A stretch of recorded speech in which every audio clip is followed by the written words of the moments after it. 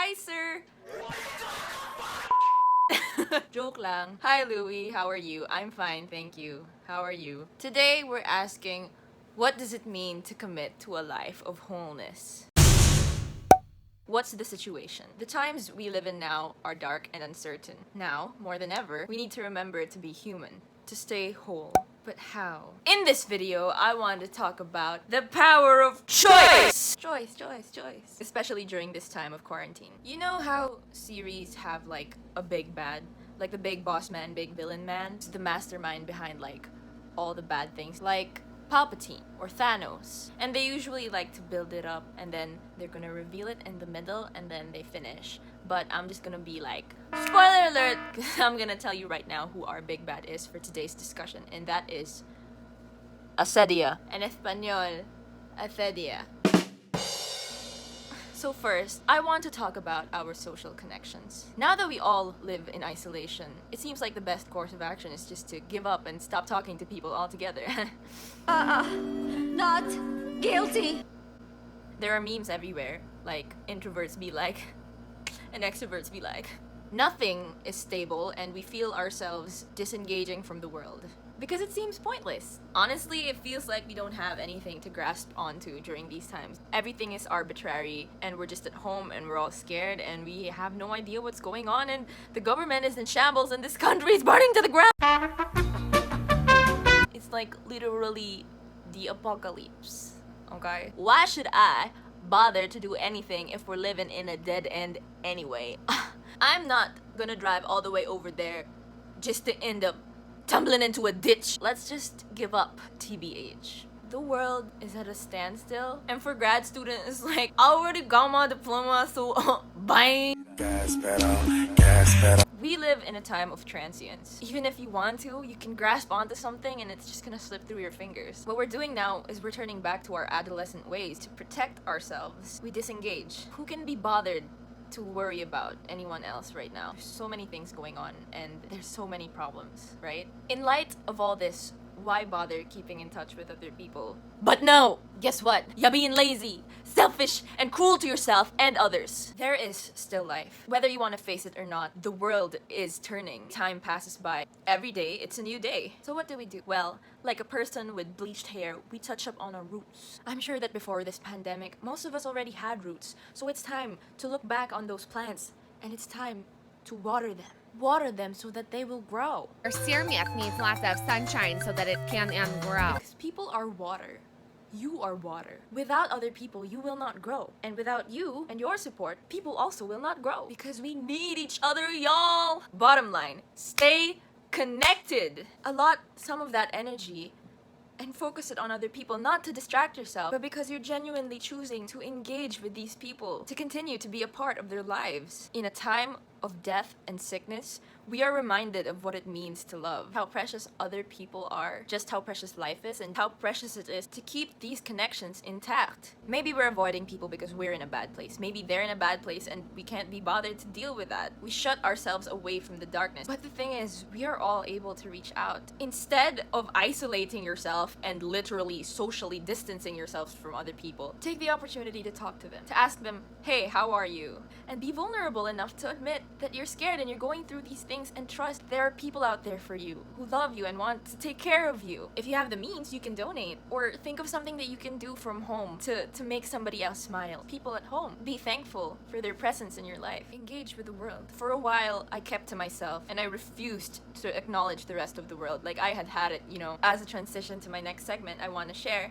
how finally opening myself up to another person helped me find the motivation to make a really brave decision. Story time with MJ. The friend that I reached out to, we're both grade conscious. And here I was, living in misery, being like, should I go for the letter grades or not? Let me tell you, I was emailing my teachers left and right because I was trying to guarantee that I'd get a high grade before I sent in my request, which was like impossible because the deadlines were like way after that. You know, I wanted to work with certainty. I wanted to do things on my terms. For a very long time, I was attached to this label of graduating with Latin honors because that's where I placed my worth growing up. I placed my worth on my grades. And now, I was about to risk that in my last semester when I was guaranteed to graduate cum laude with my current standing. Am I a masochist? Am I fucking crazy? It was a risky commitment, and that's why I wanted to do it on my terms. Guarantee to me that you can give me the high grade and then I'll commit to this. At least I know that all the work that I'll put into will actually be worth it versus me working and then just losing everything that I worked for 4 years. But you know what that was, right? The good old-fashioned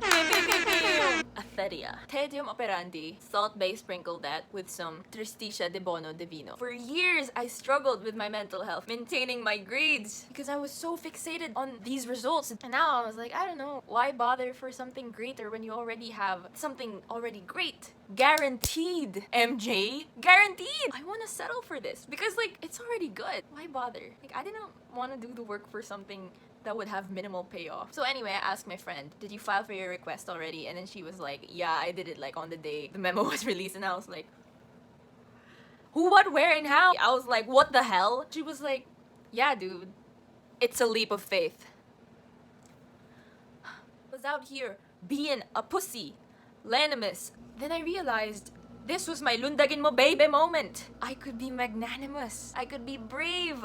Suddenly, I felt this Macarios, this attachment to this achievement. I let go of it because now I was putting the value not on that title, but on myself and my capability of making a choice. The choice to take that risk, that's where the value went. What's meaningful is not the award, but the fact that I believed in myself and that I was willing to take that leap of faith, to take that risk. But obviously I had to discern, you know, my left brain and my right brain were going crazy.